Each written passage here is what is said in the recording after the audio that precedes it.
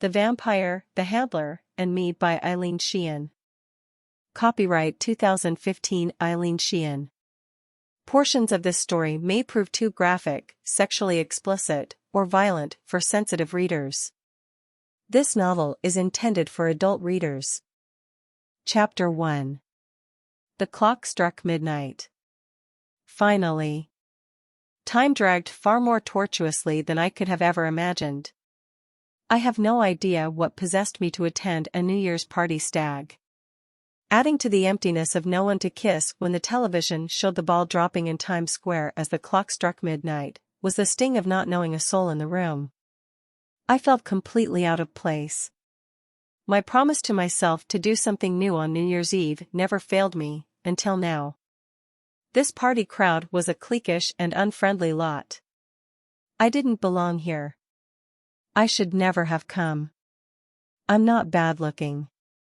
Although, this particular night I felt like an unattractive wallflower, standing alone and unnoticed. I suddenly understood the meaning of being lonely in a crowd. Well, the clock struck midnight. I'd brought in the new year doing something new. I was surrounded by the new people I'd been sure I needed in order to bring new experiences into my life for the year to come. Whoopee! The wallflower could now leave. With an exaggerated sigh, I carefully tipped the cheap plastic, exceedingly precarious, poor excuse of a wineglass to my lips. I shuddered as the sourness of the equally cheap yellowish liquid forced its way down my throat. I'm sure my host was under the illusion he was successfully passing it off to his array of eclectic guests as champagne. I was on my 5th or 6th glass of the abhorrently vile stuff. One would have thought its pathetic taste would have grown on me a bit by now. Nope. My stomach threatened rebellion. Doing my best to hide the embarrassment of attending a predominantly couples party solo, I inched as far into the wall as possible. I hoped to be even more invisible than I already felt while I watched couple after couple lock lips in celebration of the year to come. The party's stench assaulted my sensibilities. I eagerly downed the questionable beverage someone shoved in my hand in hopes it would dull my smeller enough to tolerate the blend of overly heated humans mixed with expensive perfume, cheap cologne, cigarette smoke, and pot. My couple's envy was short-lived as my attention jerked toward my own physical condition. I could feel the pressure of saliva building up under my tongue. This was a major warning. My stomach would tolerate no more abuse. Great. Not only was I stag amidst groping couples on New Year's Eve, but I was about to barf. That would certainly attract attention. I did my best to focus on breathing steadily while I frantically searched past the sea of drunkenness for a bathroom. My brain flashed a fuzzy memory of passing a door with a handwritten sign indicating it was the designated party potty. I squeezed my way through the herd of drunken bodies. I didn't know how I would ever make it through the mob with my stomach threatening acute rebellion. I needed to reach that door as soon as possible. A middle-aged couple bumped against me. They were so lost in performing tonsillectomies on each other with their tongues, I doubt they even noticed. In fact, I doubt they had a clue where they were at this point. I'd never witnessed a kiss of such intense nature in real life before. Fascinating. I would have inspected it more in depth if the jolt to my body hadn't been all the opening my stomach needed to course purging of the horrendous hors d'oeuvres and swill I'd pummeled it with for the last few hours. I clamped my hand over my mouth and pushed my way through the crowd. I ignored the outraged gasps following me as partygoers witnessed sludge oozing its way between my freshly paraffin-waxed and manicured fingers. So much for being the anonymous wallflower. If people hadn't noticed me before, I'm sure my trek to the bathroom made me the talk of the party, and not in a good way. I wanted to crawl under the thick Persian carpet that looked like it had been abused far more than my stomach by the party's fare. It took tremendous strength and perseverance to push my way past an overly large woman as she crammed her way out of the door the crowd had not left room to fully open. I desperately yearned to disappear. I could hear the woman's utter of disgust while she slapped her hand over her wrinkled nose for emphasis. If I hadn't been on what felt like death's door, I would have laughed in disbelief. surely the stench of my vomit could not have exceeded the stench of the room. Of course, I'd eaten some pretty dicey-looking hors d'oeuvres consisting of an unidentifiable gray stuff spread upon whole wheat and rye cocktail toast, salted peanuts and deviled eggs. Of course, let's not forget the cheap champagne. Maybe the woman had a point. Locks of my long strawberry blonde hair scattered around the outside of the toilet bowl as I flung to my knees. I cradled the cool porcelain like it was my new best friend and savior. At this moment, it was. Sweat pebbled on my brow and down my back while I violently purged my stomach of an amazing amount of contents. Had I eaten that much? It looked like it was enough to equal my food intake for the last 3 days. Was there corn in the bowl? I don't recall eating corn. Had I eaten corn? My muddled mind couldn't think straight. I'd always been a nervous and absent-minded eater. Tonight was obviously no exception. I stared, mesmerized by the sight in the toilet bowl, or perhaps I was just more affected by the alcohol than I realized. Whatever the reason, it took some time before I came to my senses enough to coax my body into cooperating enough to flush the toilet and get up off the floor. I clung to the edge of the yellowed ivory antique pedestal sink and splashed water into my mouth. The water was cool, sweet, and refreshing. One look into the gilded antique mirror mounted over the sink brought a gasp of horror. All the grueling labor of wrestling with my curling iron to produce a beautifully coiffed head of hair was for naught. My naturally curly, and barely tameable, hair was all over the place. I looked like Mufasa from The Lion King.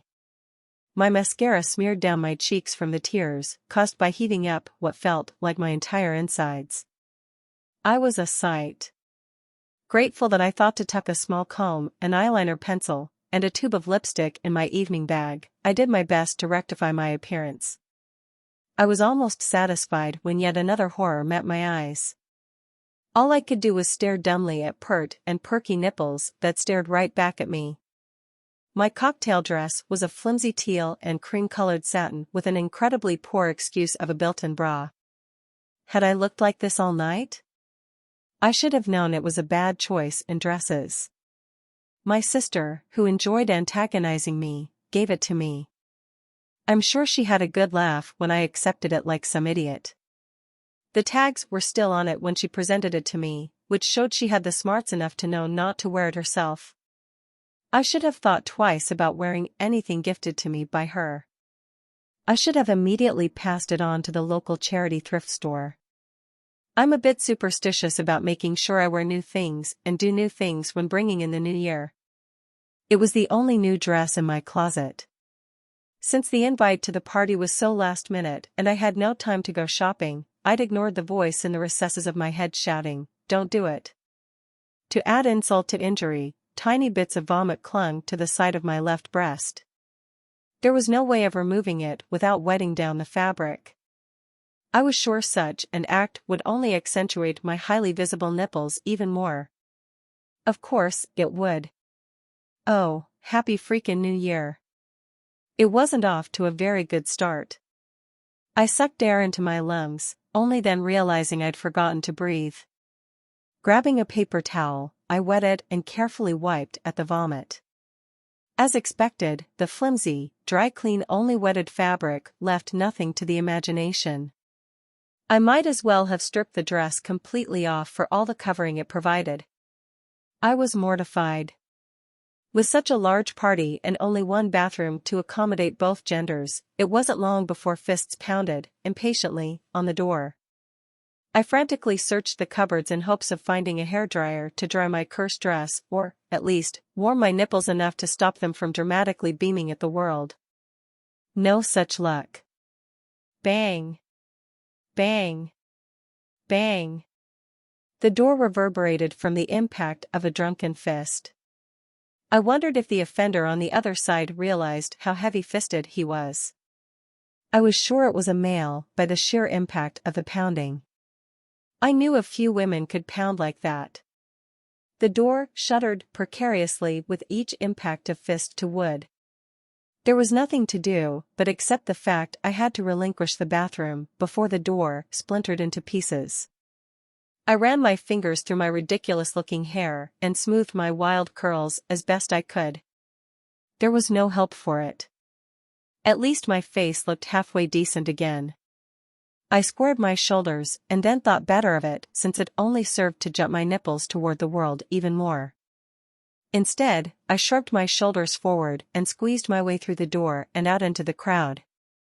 I was so concerned about my perky nipples and crazy hair that I completely forgot about the fact that my vomit putrefied the air in the compact bathroom. The howls of a baritone as he gagged and bellowed for an air freshener quickly reminded me. I willed my feet to move through the crowd as quickly as possible and made my way toward the door. To hell with saying goodbye. I'd call in the morning and thank my host for inviting me to this garishly ornate and ancient estate home. The truth of the matter was that I didn't even know who was hosting this party. A friend had invited me. It could have been anyone in the room, even the bellowing drunk who'd almost broken down the bathroom door. My invite was last minute. I knew this, but I didn't care. It was an opportunity to go somewhere new for New Year's Eve. Tradition stated it was supposed to bring good luck. I now question tradition. I don't know why, but I didn't want to be in the company of my housemate, Frank, even though we'd both been invited. I actually lied about it. I figured karma was sure to come back and bite me in the ass, but I hadn't expected it to be immediately at the party. Either Frank hadn't realized my lie or he'd chosen not to acknowledge it. Maybe he'd known more about this horrendous party than I did. He probably knew he'd been invited. Whatever the reason, he sent me off to the party with a hug and a kiss on the cheek and a have a good time before settling down in front of the television set with a sandwich and a beer. I almost succeeded in elbowing my way through the dense crowd to the exit before I felt a hand in my crotch. It happened so quickly, it took me unawares. By the time I regained myself, I was unable to catch the identity of the culprit. My head spun from side to side.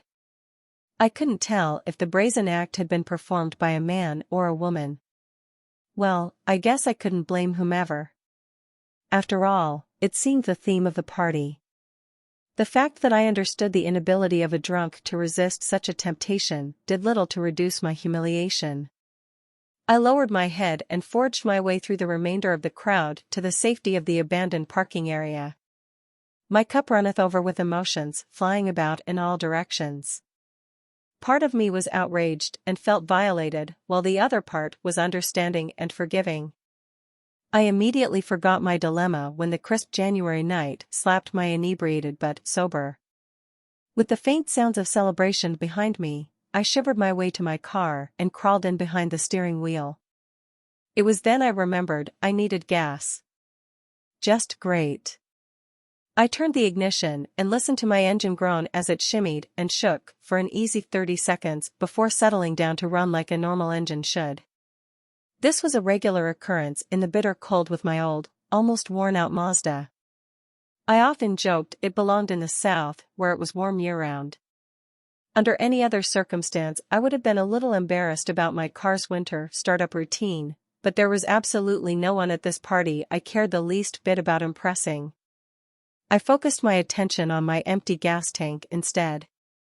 There weren't many gas stations in the quaint little New England community where the party was being held. I racked my brain to remember if I'd seen any en route there. I recalled passing a gas station/convenience store while maneuvering my way through a myriad of secondary roads. The pathetic map my friend drew on a thin paper napkin that afternoon served as my guide. I decided to take a chance the station would be open. If not, I was in big trouble. My tank was registering empty. I counted on the reserve in the bottom of the tank being sufficient to get me there. But since I'd already tapped into the reserve, I questioned my wisdom in trying to go further. What were my options? I could go back into the party and see if someone amongst the inebriated strangers would be willing to take me home. What if someone said yes? Should I risk it? Calling Frank was another option. He was normally a heavy sleeper. This was New Year's Eve. He was drinking a beer when I left him. He was probably comatose by now. I doubted he'd hear the phone ringing. Another option was to risk having enough gas to make it to the gas station. I opted to try for the gas station. I prayed my memory of its location served me right and my gas held out. Now was not the time to be guessing about distances or direction. A crusty layer of snow coated the gravel of the long, tree-lined driveway leading from the estate house, that must have been a beauty in its day, to the secondary county road echoed in the night as it crunched and gave way under the weight of my car. I pulled out onto the snow-free macadam road and shuddered at the desolate January morning. The branches of the barren, yet majestic, trees sported residue of snow that had melted from the day's sunny rays, only to freeze in the bitter darkness that followed. The occasional pine tree wedged amongst the forlorn-looking wooded perennials softened the eeriness. I hovered closer to the steering wheel. I felt the need to camouflage myself from any bogeyman lurking about. You never knew who or what might be waiting for some unsuspecting lone driver foolishly make her way down a desolate county road on a cold winter's night. I'd never taken the time to wonder about how much of life happened as a result of a person's actions or if fate predestined much of life until New Year's Eve, when my luck held true. I was able to see the illumined sign belonging to the little convenience store/gas station. Oh, thank you, and thank you. I'm sure my car glided up to the pump on vaporous gas fumes, but it made it and was all that mattered. This part of the state was big on having motorists pump their own gas.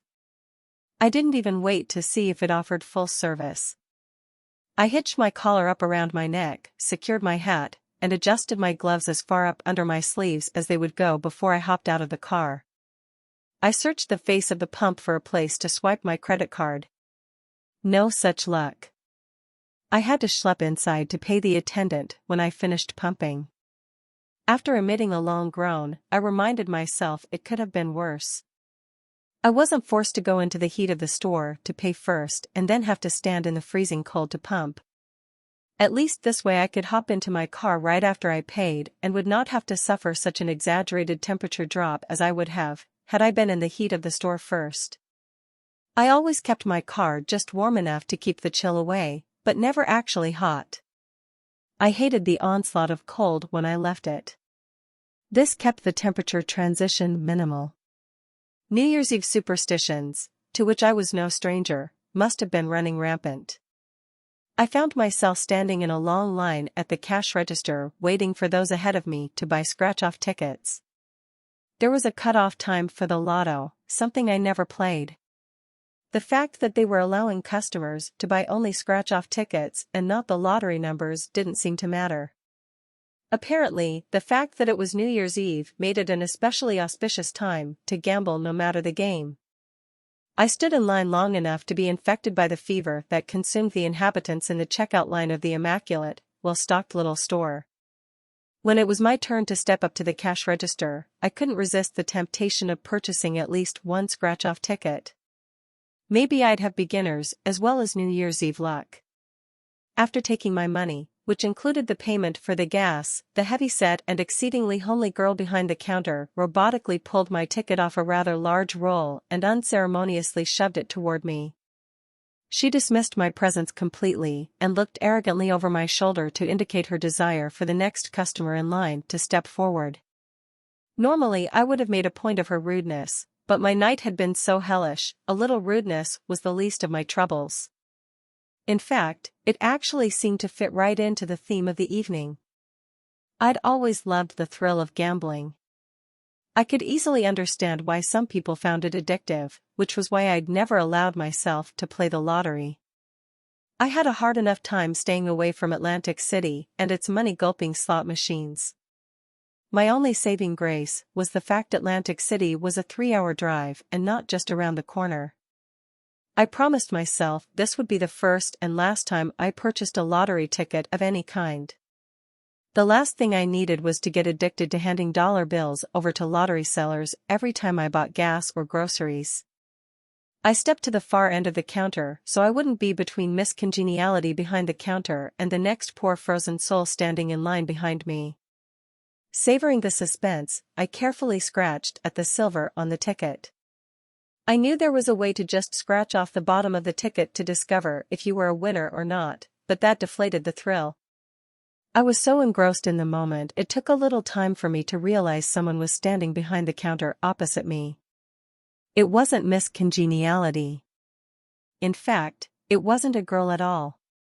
It was a man. A beautiful man. A beautiful, tall man. A beautiful, tall man with skin kissed by the sun. He had to be the epitome of the old cliché tall, dark, and handsome. My heart leapt from my body when our eyes met. I could feel myself sinking into those deep, dark orbs, lined with thick black lashes. They were the kind of lashes any girl would kill for, and mascara companies would pay millions to use them in an advertisement. They drew me in. I felt as if they were speaking to me in a silent language I could not understand, but was somehow familiar. I suddenly had the sensation of being where I belonged, yet where I should not be. It felt comfortable, yet dangerous. Very weird. Very unsettling. Very gorgeous man. Do you want to share a ticket? The words reverberated past his Adam's apple in a smooth, rich, sexy tone as it sent shivers down my spine. If this guy wasn't already doing voice over a radio, he should be. Huh, was my unintelligent, unwitty, and unsexy reply. His broad smile displayed perfectly straight, brilliant white teeth. Of course, it did. I found myself embarrassed and self-conscious of my own, slightly crooked, off-white set. I pursed my lips together in the hopes he hadn't noticed them. Would you like to split a ticket with me? If we win, we go 50-50. Sound good? He was oblivious to my tooth situation. I'm not the most gorgeous woman to walk the planet, but people consider me attractive. Sure, I'm a little tall and a little fluffy, my friend's polite way of stating someone was slightly overweight, but I managed to maintain a flat stomach and an hourglass figure and could pull off wearing most styles of the day. My hair had tamed down over the years, but it was still a little too frizzy for my taste and required a lot of attention to keep it presentable. Even so, I managed to secure a boyfriend now and then. At best, these boyfriends came from the B crowd. Never, in my 24 years of being on this earth, had a quintessential A crowd man paid attention to me, until then. This man was the quintessential hunk. I was sure he belonged at the top of the A group list. I couldn't believe it. He was flirting. The overwhelming fact that an A-list hunk had actually noticed me, combined with the fact my body was still half pickled from cheap champagne, left me stuck on stupid. All I could do was nod. A chill traveled all over my body and I shivered involuntarily as he moved away to procure a few more scratch-off tickets. The faintest scent of his cologne trailed behind him. Oh yeah, Fahrenheit, my favorite scent. Questioning my good fortune, I wondered if I should look for hidden cameras or something. It would be just my luck if someone hired this person for a New Year's Eve gag. That would be something my sister, Lisa, would do. Being in the company of this godlike man emphasized the memory of what I had waiting for me at my cozy little historic home. Frumpy Frank was definitely from the C list, but then, I consoled myself, Frumpy Frank and I weren't boyfriend and girlfriend.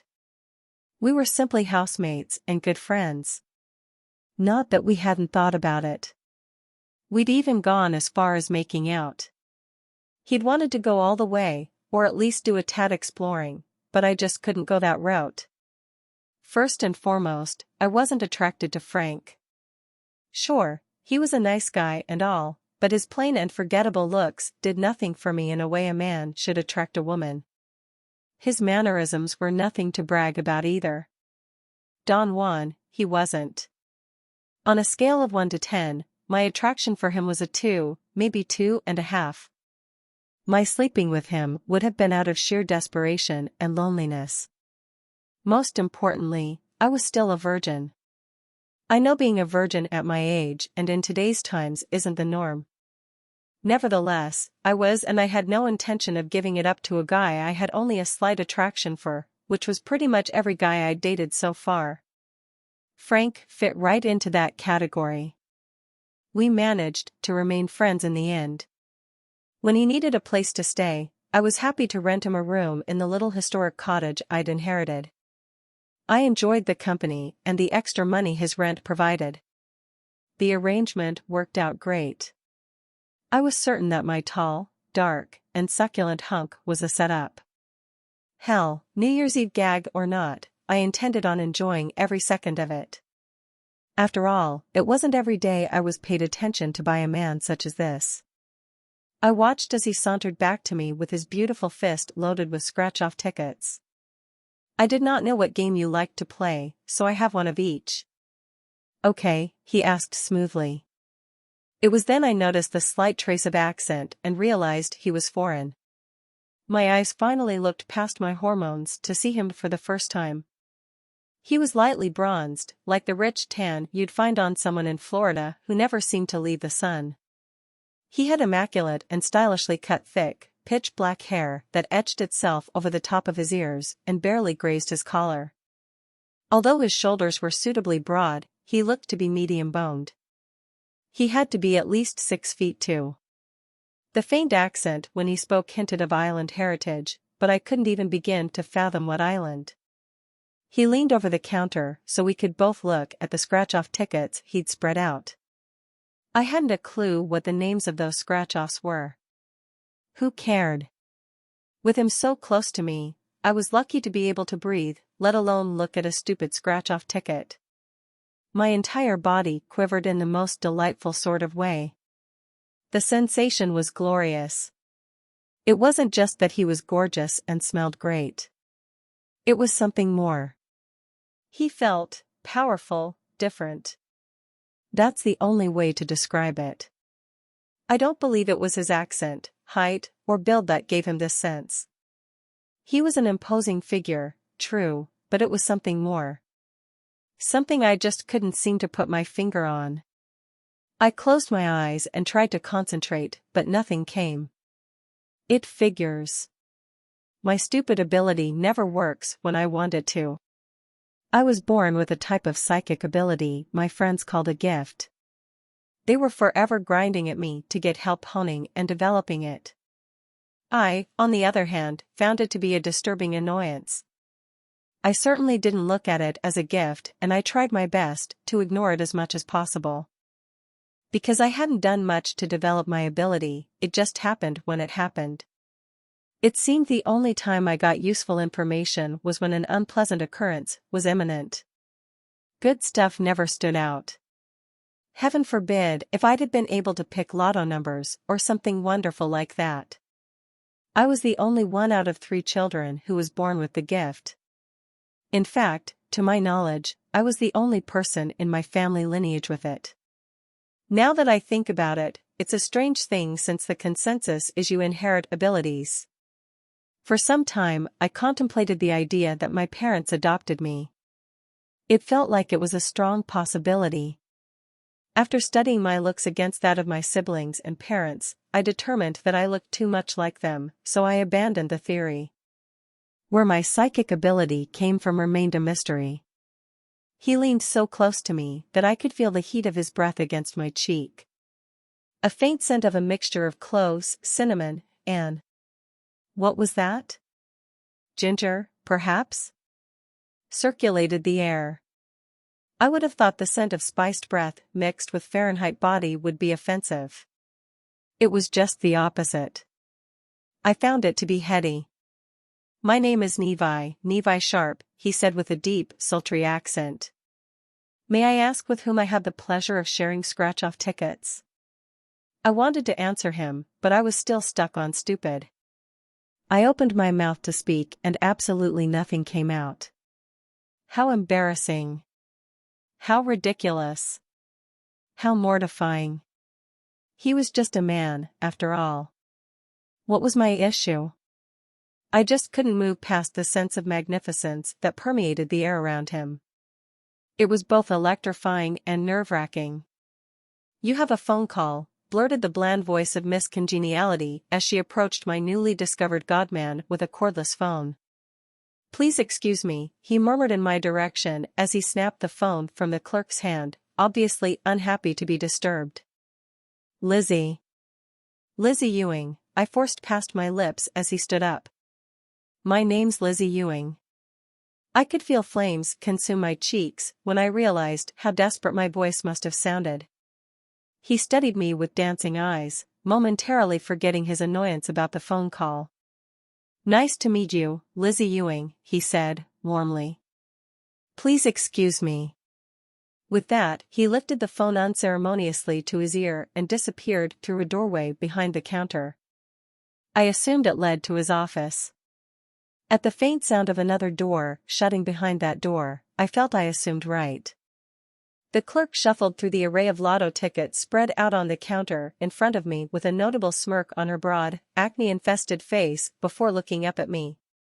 "That'll be $25, she stated smugly.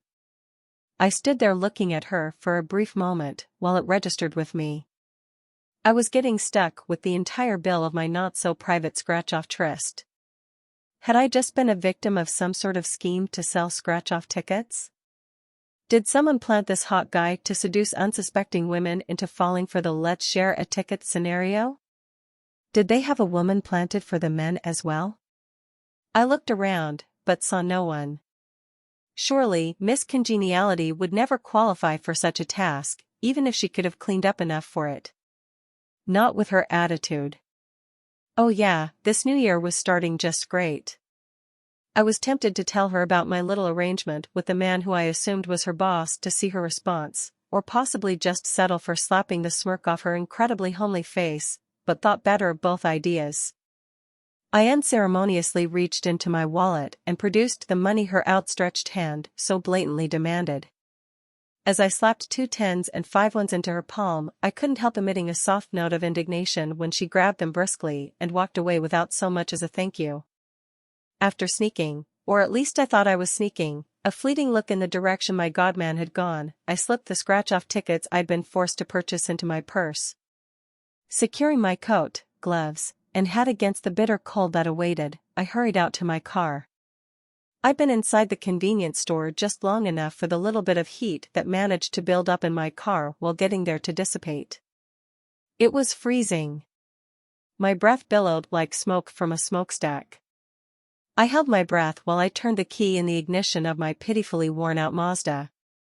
Fortunately, the car's engine hadn't cooled down enough to bring it the point where it would spat and sputter like it had when leaving the not-so-wonderful New Year's Eve party. Of course, at the party, there was no one I wanted to impress. Now, it was a different story. I heaved a sigh of gratitude for this little bit of luck when I spotted Levi looking out of his office window in my direction. He was still talking on the phone. Although he did not acknowledge me, I felt pretty certain he saw me. I didn't want to make a more pathetic an impression than the one I'd already managed to make with him.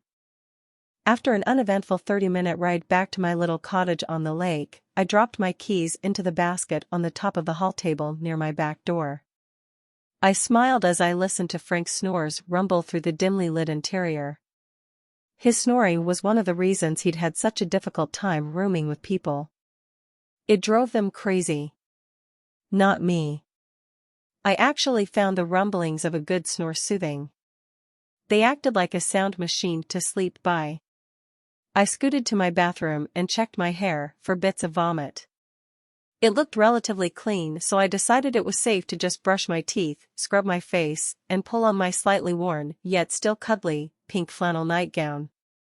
I'd barely settled beneath my thick down comforter before I was consumed by blissful darkness. Chapter 2. New Year's Day. Groan. The effort of opening my eyes to face the trickle of sunshine peeking through my bedroom window was grueling. After a long cat-like stretch, I swung one leg over the edge of the bed and then forced the rest of me to follow. I've always disliked getting up in the morning. Today was especially hard. Not only was I hungover and worn out from my vomit-inducing party the night before, but I knew I had to prepare myself for New Year's Day dinner at my parents' house. It wasn't my parents I dreaded seeing. I loved them dearly and enjoyed spending time with them. It was my know-it-all sister, Lisa, and her equally know-it-all husband, Brad, who I dreaded spending time with. Lisa and I were born exactly 2 years apart to the day. She, being the elder, constantly bemoaned her fate at having to share her birthday with me, the freak. Not only were we born on the same day, but we were true to our Irish heritage by being St. Patrick's Day babies. Oh, lucky us. Lucky me. The commonality of birthdays and parents was literally all Lisa and I shared. I'm of average height, 5 feet, 4 inches. I'm robustly shaped, another of my friend's choices of definition. I have well-endowed breasts and my waist is exactly 13½ inches smaller than my hips. I sport a waist-length mane of full, curly, and incredibly wild strawberry blonde hair that reflects the paleness of my Irish heritage. Lisa, on the other hand, was lucky if she reached 5 feet 2 inches in height. She had straight dark hair that fell in a silky mass down her back and a slender figure that was in stark contrast to mine, and her skin tone leaned toward my mother's Mediterranean heritage. So, how would someone know we are sisters? Our eyes. I may have taken after my father's side of the family and Lisa after my mother's in overall looks, but we each inherited the rich, blue-ewing eyes that our bloodline favored from generation to generation since as far back as anyone knows. It does not matter the strength of the spouse's genes. Ewing genetics win out every time in the facial area. Ewing children always have rich, cobalt blue, almond-shaped eyes set above high cheekbones and below high foreheads. For years, I envied Lisa's slight build and beautiful straight hair. She knew this and did her best to find ways to rub it in at our every meeting. I sometimes fantasized she was as jealous of my looks and me as I was of hers. That's all it was. A fantasy. There's no way someone who looked like her could ever have been jealous of someone who looked like me. She was your perfect, all-American, turn A-list guy's heads wherever she went girl. She was a totally put-together and pretty enough to be a model kind of girl. All she lacked was the height. How could she possibly envy me, with my bulky body and barely tameable hair? My mother insisted that I turned just as many heads and could land an A-list guy as a boyfriend if I would just open up and be more self-confident. I didn't agree. No, Lisa was the A-list magnet of the family. Me? C-list. B on a lucky streak. I'd resigned myself to the fact.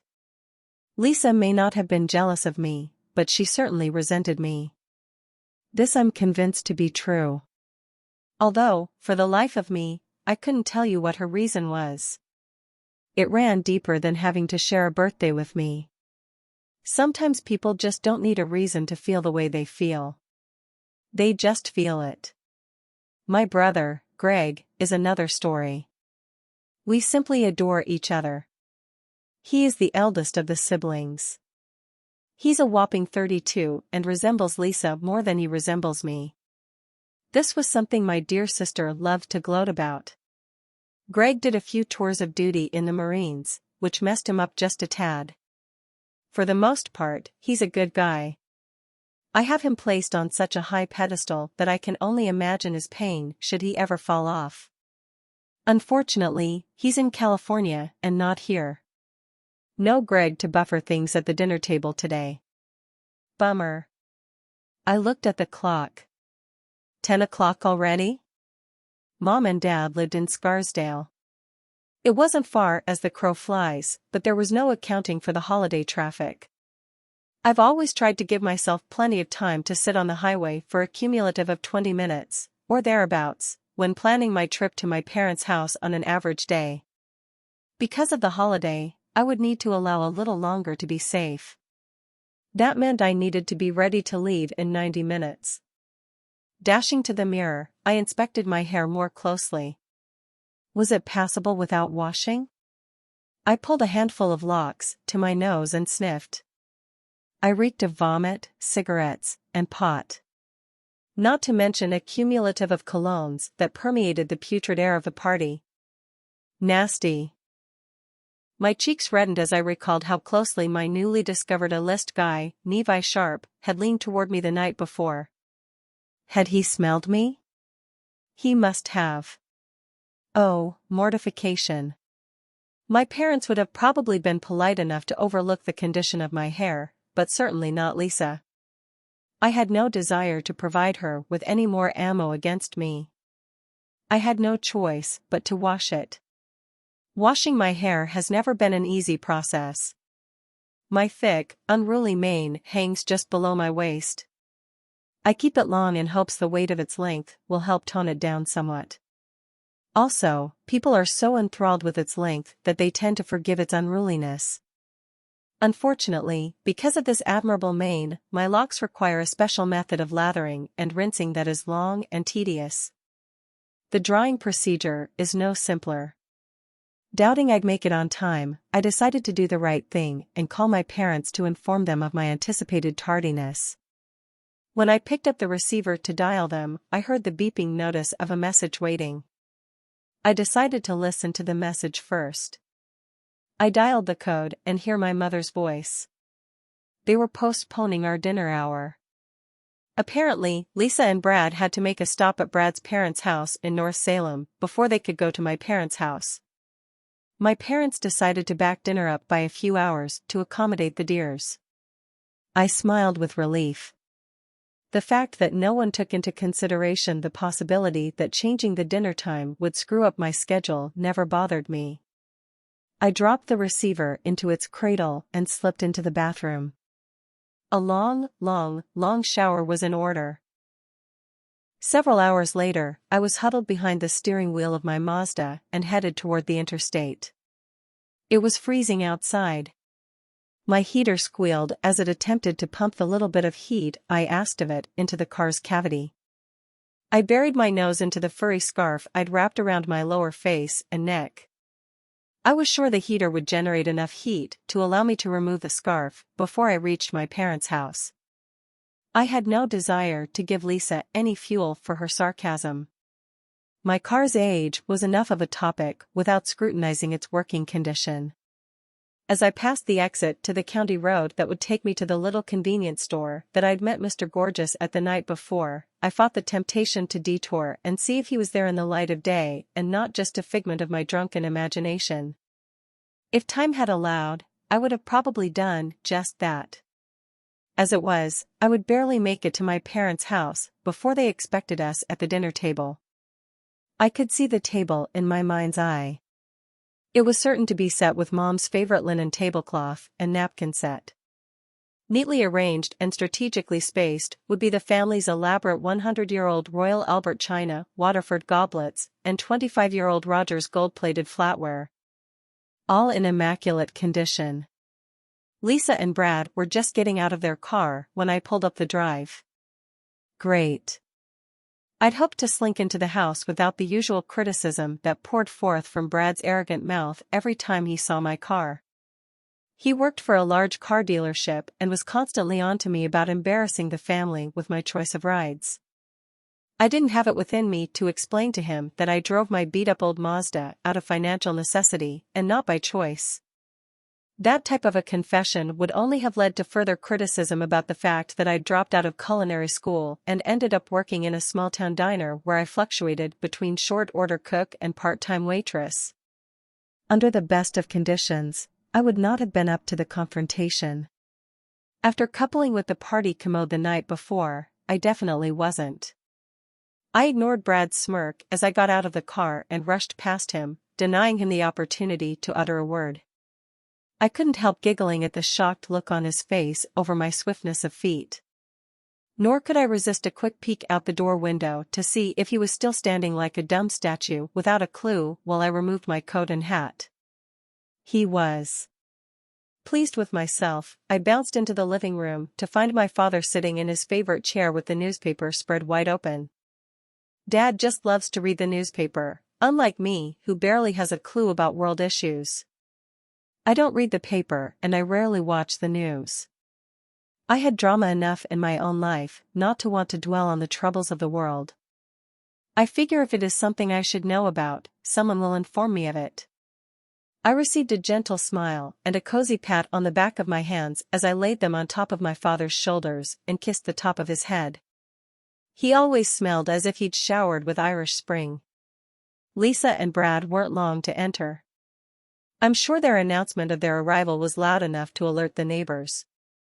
It brought my father to his feet and my mother rushing from the kitchen. I don't know what it was about Lisa and Brad that made my parents react in such a way. It's like the Queen and King were gracing us with their presence and all the serfs had to rouse to the occasion or risk offending. I leaned against the archway frame that separated the entry foyer from the living room and watched in amazement, as well as mild amusement, while my mother and father adulated over my sister and her spouse. They assisted their royal highnesses with the removal of their winter coats and hung them on the coat tree near the door. Now that the royal couple has arrived, shall we eat? I asked, admittedly a little more sarcastically than I'd intended. Raising her eyebrows ever so slightly in a display of disapproval, my mother nodded and motioned us toward the dining room. Dinner was delicious, but I wouldn't have expected anything less from my mother. A former chef, she gave up her culinary career when she and my father decided to have children. She hadn't given up her love of cooking, though, and she'd certainly not lost her talent for it. Mom had a way of turning something as simple as a peanut butter and jelly sandwich into a gourmet work of art. Invitations to dine with the Ewing family had always been a much sought-after and treasured thing. Which was why I was surprised to discover such a small dinner party. The attendees were only my father, mother, sister, brother-in-law, and me. I couldn't remember a table this sparsely seated for a major holiday dinner before. I was about to question Mom about it when the doorbell rang. Dad excused himself from the table and disappeared to answer the door. So, tell me Lizzie, how's your career going these days? Lisa leaned forward and whispered in a taunting voice that was for my ears only. Oh, why did my mother insist on seating us next to each other? You would think that after all the years of bickering between Lisa and me, my mother would have gotten the hint that her daughters were never going to be friends. The richly polished mahogany table could easily accommodate 25 diners when fully extended and 12 without the extension leaves. There were only 5 of us, yet Lisa and I sat elbow to elbow. Couldn't she have placed me across from Lisa where Brad sat? Better yet, at the far end of the table away from them all. Sometimes I questioned whether my mother harbored a secret sadistic side. The sound of joyous greetings in the foyer distracted me from my annoyance. Lisa's question went unanswered. It hadn't merited a response anyway. She had, once again, been needling me about my choice of dropping out of culinary school and going to work in a small-town diner. I would think if my mother, the culinary expert, was able to move past it, my exceedingly annoying sister could have left it alone as well. I swung my attention away from her goading and turned it toward the new arrivals that were following my father into the room. My mother leapt to her feet and rushed to greet an older couple and a younger man. I immediately measured them as parents and son. I had never laid eyes on them before. From the heartfelt warmth of the greetings, it was apparent the couple knew my mother and father well. The older man and woman, the Jenkins, looked to be about the age of my parents. I estimated the younger man, who they introduced as their son, to be around 30. He was clearly less comfortable in our company than were his parents. It didn't take long for me to discover why. It was his first time meeting everyone. The Jenkins met my parents several years earlier while on one of the many cruises my parents so enjoyed taking. The foursome formed an immediate friendship and were cruising buddies several times a year. Since I lived away from home, I wasn't surprised that my parents had friends that I'd never met. What I was surprised about was that I'd never met them even though they also lived in Scarsdale. They seemed your average, happy couple. Mr. Jenkins was a retired accountant and Mrs. Jenkins a retired teacher. An average couple leading average lives. They were the mirror of my parents. The son, Jeffrey, that's right. Jeffrey Jenkins was of medium height and rock-solid build. Although he kept himself reservedly in the background, his demeanor didn't fool me. I sensed power housed within his muscular body. His upper torso strained against the navy blue Henley he was wearing. I found it amusing to see we had something in common. We both sported a head of hair that clearly had a mind of its own. Albeit mine was waist-length and his barely touched his collar, the texture and color were mighty similar and the unruliness, well, let me just say that I could sympathize with the man. My mother settled the newcomers at the table and asked her newest domestic helper, a Filipino woman named Lela or Leah or some such name, to bring everyone dessert and coffee. Mr. and Mrs. Jenkins sat across from me next to Brad, with Jeffrey on my left between Lisa and me. It was with great joy that I accepted the deviation from the company of my annoying sister. Much to my dismay, things didn't improve much. Jeffrey proved to be an annoyingly quiet companion. It took significant effort on my end to strike up any type of conversation. I brought up the concept of a new year beginning and got a curt smile and what sounded like a grunt. I discussed the frigid weather, a one-sided conversation at best. Finally, I'd had enough and I broke into audible reverie about the party I'd attended the night before and the yummy man I met at the convenience store afterward. I don't know why I did it. Perhaps it was because I was bored and frustrated with the way things were, and I wanted to see if I could get a rise out of him or anyone else at the table, for that matter. Perhaps I wanted to show Lisa she wasn't the only one who could draw the eye of a handsome man. Maybe I just wanted to reminisce about my dreamy A-list guy who'd battled for occupancy in my mind since I'd left the convenience store the night before. Whatever the reason, I never expected the response I got. Jeffrey's hand clamped my forearm in a vice grip. It felt like, if I moved to try to break free, it would snap in half. His deep brown eyes grew a smoky black as they burrowed into mine. His lips never moved, but my mind received his message loud and clear. You stay away from that man if you value your soul. Then he released his hold of both my forearm and my mind. It all happened so fast that if not for the pain and red imprints of his fingers on my forearm, I would have sworn I'd imagined it all. Clearly shaken, I excused myself from the table and made my way upstairs to my old bedroom. I definitely needed some alone time. My legs threatened to collapse under my weight while I struggled up the winding oak staircase and down the hall. How many times had I bounded up those very stairs, with the ease of a gazelle? That day it seemed like I was climbing the equivalent of Mount Everest, and the walk to my room at the end of the hall was the longest mile. An eternity later, I finally made it. I threw myself onto the familiar old four-poster bed I'd slept in throughout my formative years right up until I'd dropped out of college and decided it was time to go out into the world and make it on my own.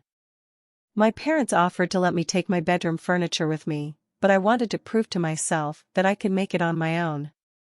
This meant in all ways, including furnishing the little lake cottage that had been in my family for generations. After many family conversations, I'd conceded it was all right to accept the quaint dwelling as an early inheritance. My siblings gave no argument, since neither had an interest in it. It was neglected for years, and most of the furniture needed replacing as a result. I'd managed to refurnish it and make my little historical dwelling quite cozy by way of frequent visits to thrift shops and lawn sales. I rolled onto my back and closed my eyes. What just happened? Had I actually heard Jeffrey's words in my head?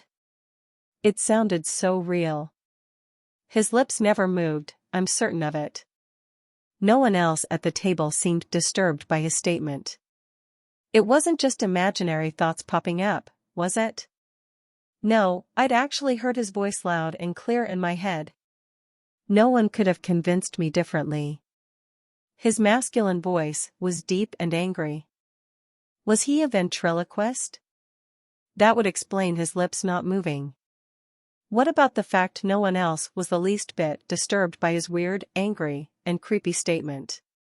They were also quite oblivious to my taunting conversation about my evening out as well. Perhaps they were simply shutting the two of us out altogether. Since I hadn't a clue what their conversations consisted of, I couldn't know for sure. "Hello."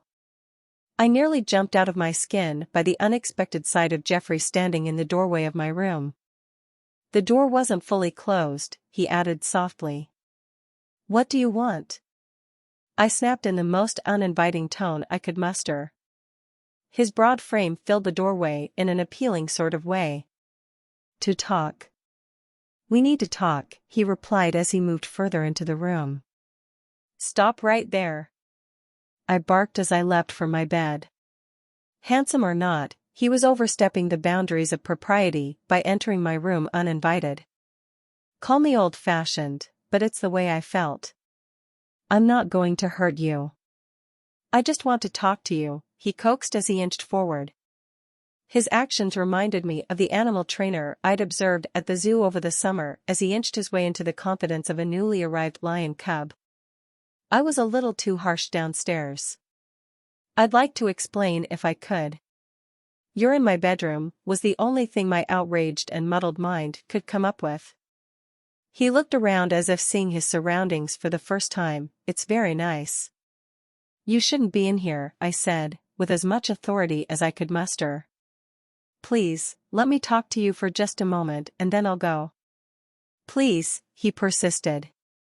I stood my ground and folded my arms across my chest in hopes that I would come off just a little intimidating. "Talk," I barked, more boldly than I felt. I used the few moments Jeffrey took to formulate his thoughts into a comprehensible conversation with me to observe him more closely. He was quite attractive. I estimated his height to be around 5 feet 10 or 11 inches. He had a ruddy look about him that reeked of masculinity. His clothes fit like a glove over his well-muscled body. I couldn't tell which I found more appealing, his well-developed upper torso or the perfectly sculpted backside I'd managed to catch a glimpse of when he was seating himself next to me at the dining table. Sculpted was a good term for him in general. He looked as if he could easily model nude for an artist's sculpture of the perfect physique. He had sizable, doe-like eyes. They were brown now, but appeared black when he was angered. Soft, thick lashes that were just brown enough to stand out lined his doe-like orbs. Although Jeffrey was fair and rugged-looking and Nevi was dark with a more streamlined and sophisticated look, they both emitted a mysterious power that I just couldn't place. I found this power incredibly sexy. Wow. Being thrown into the company of two handsome, charismatic, and mysterious men back to back, both with eyes any woman would beg for. What were the odds? I was just thinking the new year was starting better than I'd thought when I heard him say, "I think you should sit down." Chapter 3. My body was on autopilot as my car sped down the old county road toward the convenience store where I'd met Nevi Sharp. It was as if a homing device took over. It was a good thing too, since my mind was off in so many directions. I didn't belong behind the wheel of a car. I was shaken and confused and in absolute denial of what Jeffrey Jenkins had insisted was fact. My mind whirled as it tried to decipher fantasy from reality. It was such an outrageous claim. He simply had to have been making it up. Jeffrey had looked me straight in the eye, as sober as you please, and informed me that he was a handler. He handled situations that had to do with the supernatural. How did one become a handler? Why, you were born to the task, of course. Apparently, handlers possessed different talents. His happened to be telepathy, which was why he was able to project his thoughts into my head. His tale got even more fantastic when he claimed that I was a handler too. Handlers are born into a certain seed line that skips generations, of course they are. A handler can't tell if he or she is one until he or she becomes an adult. The handler genes don't kick into gear until his or her 25th birthday. I asked if Lisa or Greg was a handler too. Oh no, just me. That's because not only did the genes skip generations, but only one member of the family got them at a time. Lucky me. Assuming there was some truth behind his statement, I asked just how he handled the supposed supernatural. You'll see soon enough. "If I'm not mistaken, you'll be 25 soon," was his reply. The best was yet to come. Apparently my oh-so-yummy Levi Sharp was a blood-sucking vampire. Sexy, hot, Mr. A-list man of my dreams, was not even a man. According to crazy Jeffrey Jenkins, he was the devil's spawn. Hearing this last bit of information tipped the scale of my patience and I blew my stack. I didn't know what kind of sick joke, and it had to be a joke, my buddies, or more likely my wicked sister, were playing on me, but someone needed to tell them that it was not April Fool's Day. It was New Year's Day and the messing around had gone too far. I'd had enough. Barging past crazy Jeffrey without so much as a word, I'd bounded down the stairs and quickly made my excuses to the surprised dinner party. I grabbed my coat and unceremoniously exited the house. I now had an excuse to see Levi Sharp again. It was just getting dark. If Levi was truly a vampire, then nighttime was the right time to track him down and see for myself. So, off to the convenience store I went. Vampire indeed. In a movie, maybe. On the bright side, Jeffrey's crazy talk gave me the perfect excuse, to myself at least, to justify going back to the convenience store without appearing like a pathetic stalker. I was only going to see if Levi looked dead or alive to me. He certainly seemed alive the night before. Absolutely alive. By the time I reached the convenience store, I'd managed to regain some of my composure and my senses. I hesitated as I pulled into the parking lot. What excuse was I going to use for entering the store so soon after filling my car up with gas? I could run in, buy a pack of gum, and run out again. If Levi was in there, which I certainly hoped he'd be, and struck up a conversation with me, he'd probably assume I lived nearby since I had no valid justification for driving 30 minutes out of my way for a pack of gum. I could have made up a story about having been to a party nearby, but I hated lies. Not to mention I sucked at them. I rested my head against the steering wheel and moaned. This was stupid. Maybe I should just go home. It had been a long day, and I was tired. I just turned the keys in the ignition, grateful the car had only been off for a few minutes so that it started without the usual cold weather drama, when I heard a light tapping on my window. It was Levi. He motioned for me to roll my window down. I felt trapped. What was I going to say to him? How should I act? How was I going to explain my presence in his parking lot? How was I going to explain my nasty old car? I could feel the panic rising. Good evening, Miss Ewing. It is Miss, is it not? He said. Yes. It's Miss, I replied dumbly. It's just so hard to act smooth in the presence of an A-list guy. Are you coming or going? He flashed his beautiful white teeth at me. I hope you are coming. And no. Actually, I'm going. Chicken. How unfortunate, I was looking forward to getting to know you a little better, he said while frowning slightly. I seized the opportunity to inspect the man. He looked incredibly human to me. I was almost embarrassed to have entertained Jeffrey's tale for even the remotest second. After all, I'd only just met Jeffrey. For all I knew, he lived at some mental hospital and had been let out to visit his parents for the holiday. Could I persuade you to join me for a cup of coffee? He asked. There. Right there. He asked me to join him for coffee, not blood. What vampire invited people to coffee? Since I didn't know any actual vampires, and truly doubted their existence, I couldn't answer. If you followed the steady descriptions of vampires in movies, on television, and in books, they drank blood, and maybe some booze, but not coffee. Even though I was the only one there who was aware of the fact that I'd entertained Jeffrey's accusations, I felt completely foolish. I wanted to run and hide. There was no way I'd be able to act normal in the man's presence just then. I'm sorry, I can't. Perhaps another time? Oh, please say another time would be good. How about tomorrow evening? "Would you care to dine with me?" he asked. I thought I detected just a hint of a bow while he made the invitation.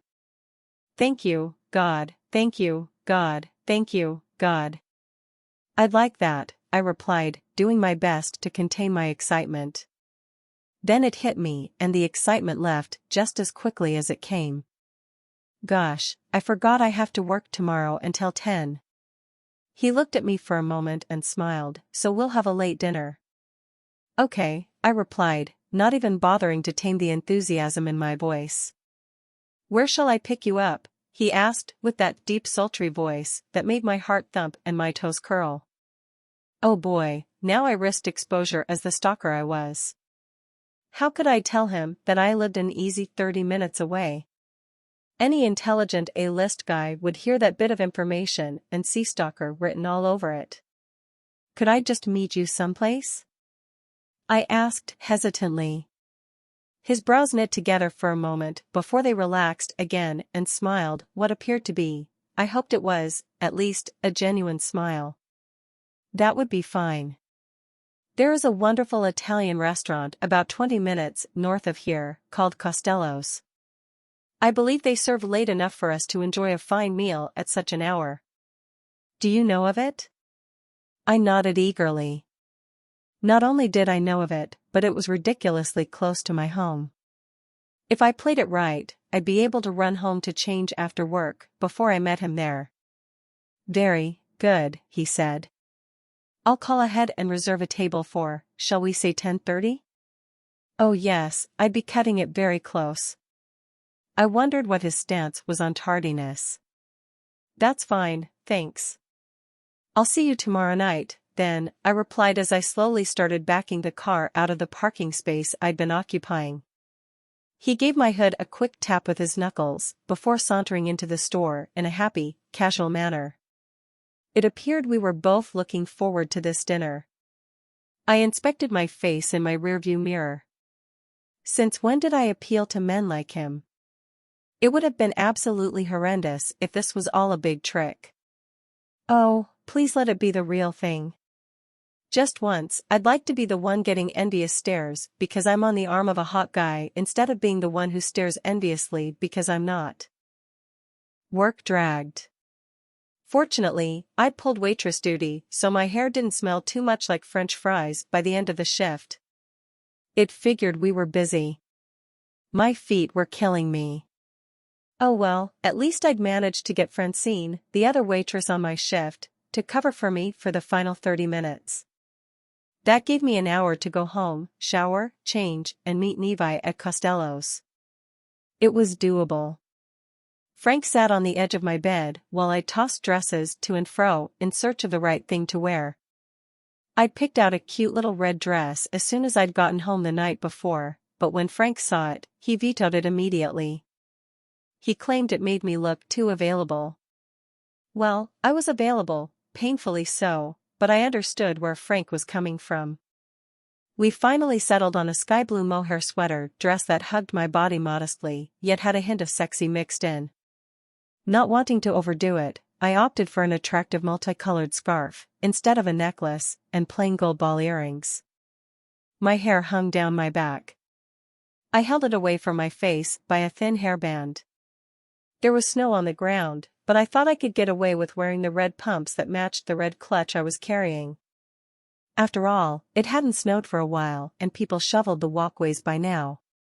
At Frank's insistence, I tucked my boots into the back seat of the car in case of an emergency. "You look beautiful," Frank mumbled, more to himself than to me, as I spun around for his final review. "You're like some fairy tale lovely." I don't know if it was his compliment or the fact that I was going on a date with the most handsome man I'd ever laid eyes on, but I felt beautiful. For the first time in my life, I didn't feel like I was a fairly good-looking woman. I felt truly beautiful. Frank held my Goodwill coat out for me and I slid my arms into its sleeves. Once he had it positioned on my shoulders, I turned and gave him a hug and a quick kiss on the cheek. "Thank you," I squealed as I headed for the door. With a rueful smile, Frank nudged me out the door.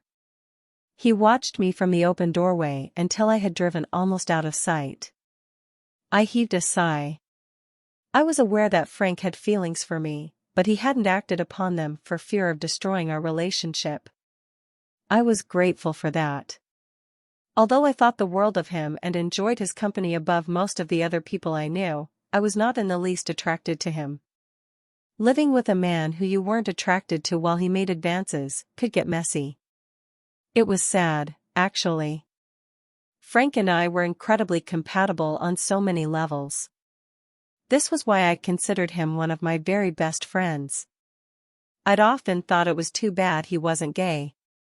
That would have made things so much easier, but we managed.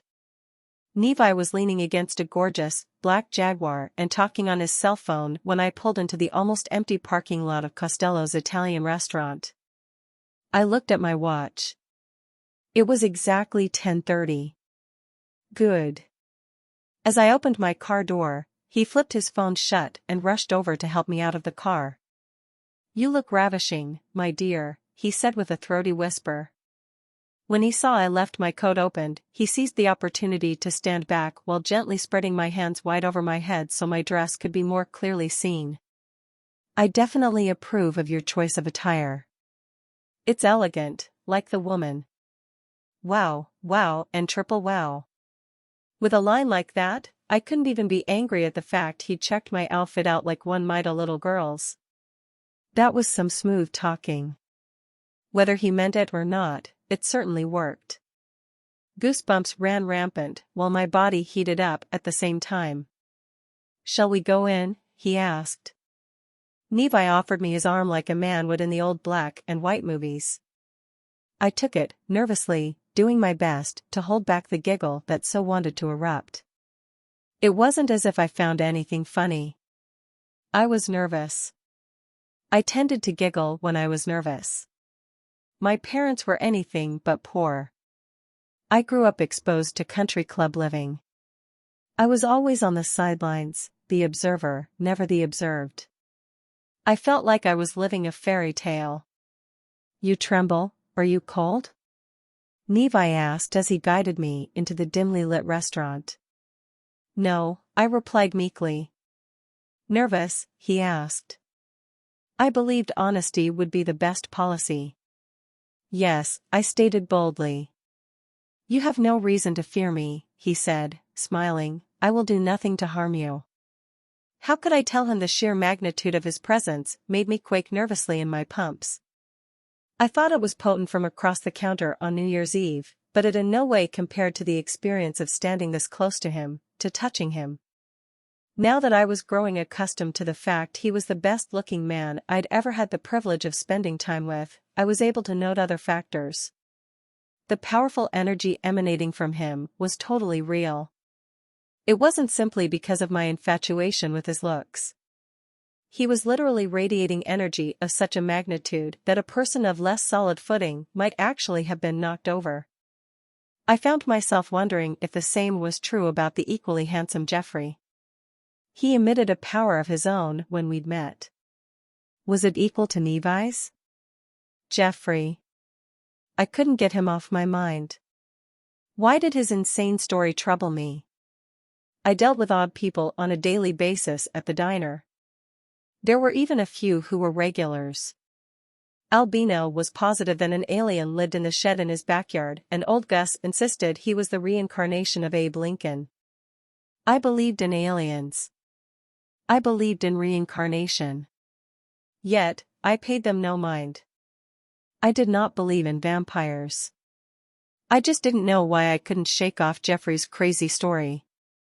I racked my brain to try to remember the basic vampire traits the books I'd read and movies I'd watched described. Pale, waxen complexion. Nope. Levi was a gorgeous island bronze and fairly robust looking. Cold body, well, Levi was a little on the cool side, but we'd just entered from a freezing parking lot. I'd wager I felt equally cool to the touch. Fangs. I searched his perfect smile and saw no traces of fangs. Red eyes. Another no. His eyes were dark and rich and oh so yummy. I forced Jeffrey and his wild claims out of my mind and brought my focus to what Levi was saying as he guided me by the elbow. We followed the restaurant host to a secluded table in a private dining room. I was surprised when I noticed that we were the only diners in the place. "Are you closed?" I asked the host as he pulled my chair out for me. "Technically, yes," he replied, "but for the boss, we're always open." "The boss?" I asked incredulously. My vivid imagination was all over the map with such a comment. What did the host mean by boss? Did Levi own the restaurant, or was there a deeper meaning? Oh, damn Jeffrey Jenkins for ruining my experience by embedding paranoia in my brain. "I purchased Costello's a few months ago," Levi explained with a smile. His voice was always so cool and level. "I took the liberty of arranging our meal so that the cook would not be overburdened by our late arrival."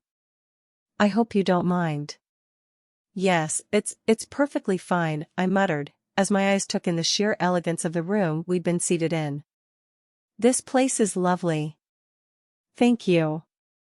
"We are in the VIP dining room. I reserve it for special guests like you," he explained. I could feel the flush creep up my cheeks. "You are uncomfortable with compliments," he commented. Before I could respond, the server approached the table with an open bottle of Pinot.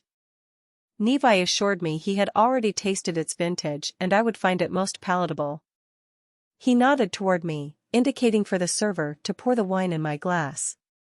I could have been imagining things, but the server looked a little nervous. Was it because he was serving the boss's table?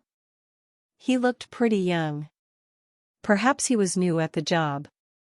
I smiled and nodded my thanks when he'd finished his task and waited for him to pour some wine for Levi.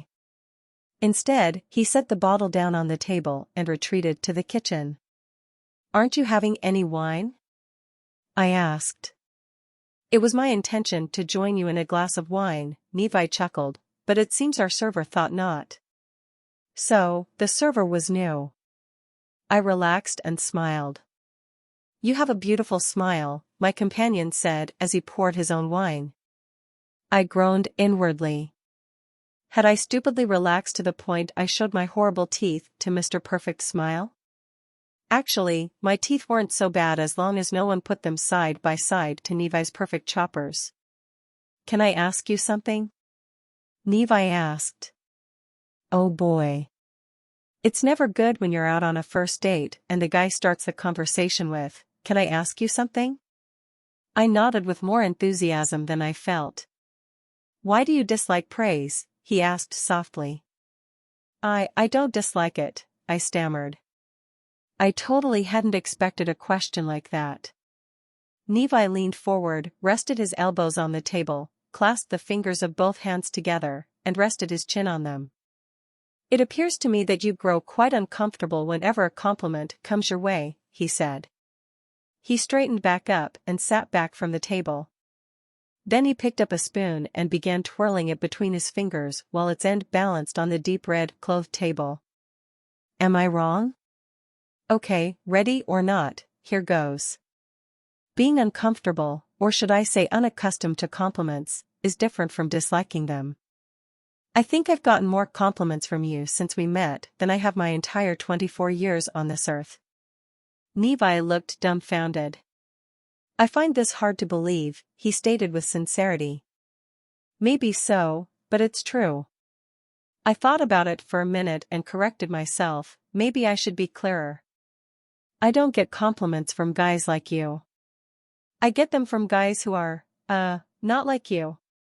They don't really count like ones from guys like you would. I was rambling, and I knew it. By the look on Levi's face, I was not making sense either. So embarrassing. I'm not making sense, am I?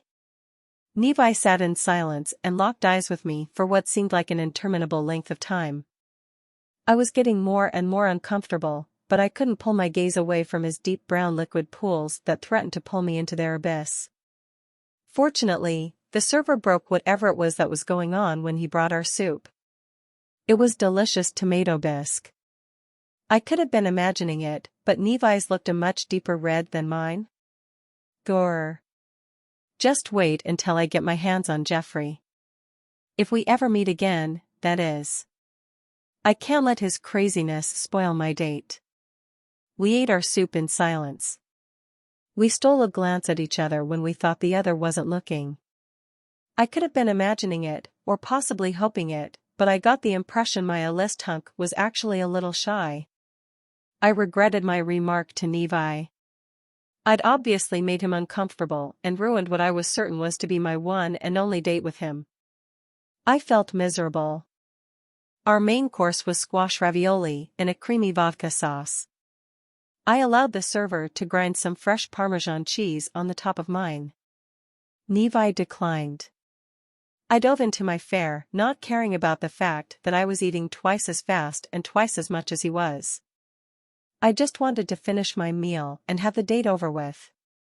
I was so uncomfortable. Dates with a B or C list guy were far less stressful.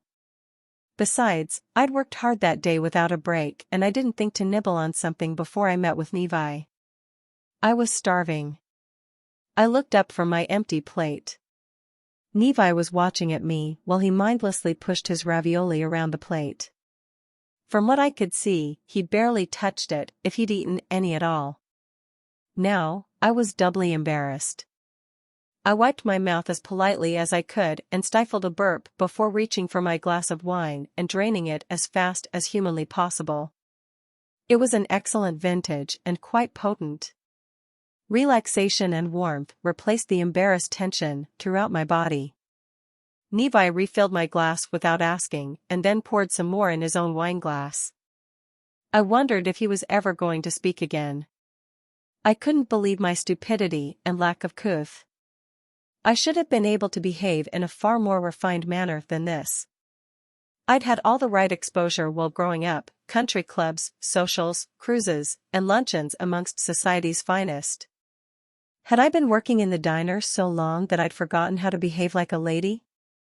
My lack of conversational skills and gluttonous table manners made it painfully obvious I had. Poor Nevi. He had no idea what he was getting himself into when he had asked me out. He must be doubly mortified to have his help witness this fiasco. As embarrassed as I was for myself, I was even more embarrassed for my date. My company couldn't have been easy for him.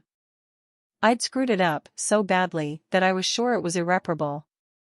Throwing caution to the wind, I tossed my head back and downed my newly poured glass of wine in record time. Screw it. If I got nothing else out of this date, I was going to enjoy the good food and exquisite wine. As if on cue, Nevi poured the last of the wine into my glass. The server, who had been standing against the far wall watching this show the entire time, made as if to fetch another bottle of wine. Nevi held his hand up to motion for him to stop. Okay. I was being cut off. The date was over. Good. I pulled a remarkable repeat of downing my wine in record time and grabbed my purse from the side of the table. Time to go. I was preparing to stand when the restaurant's host arrived at our table with 2 liqueur glasses containing rich aromatic sambuca. Although neither Nevi nor I were Italian, we gingerly locked our arms in the traditional toast and tossed our drinks back while the host declared, "Salute." I have to admit I rarely drink like I did that night. Yes, I'd had 5 or so glasses of that putrid excuse for champagne on New Year's Eve, but it was cheap and watered down. Also, I might add, I vomited profusely. My date wine, on the other hand, was expensive, smooth, incredibly potent, and topped with sambuca. This helped explain why our little toast was the last thing I remembered of night. I woke up in my bed the following morning with absolutely no idea how I got there or how I'd managed to change into my nightgown. I also couldn't explain why my dress hung neatly in the closet. Truth be known, I didn't think I wanted to know. This has been chapters 1 through 3 of The Vampire, the Handler, and Me by Eileen Sheehan. It was created with an AI voice to give you an opportunity to decide if this is the story for you. The entire audiobook has been narrated by a human and is available on audible.com or iTunes. You can also obtain the novel in ebook or paperback format.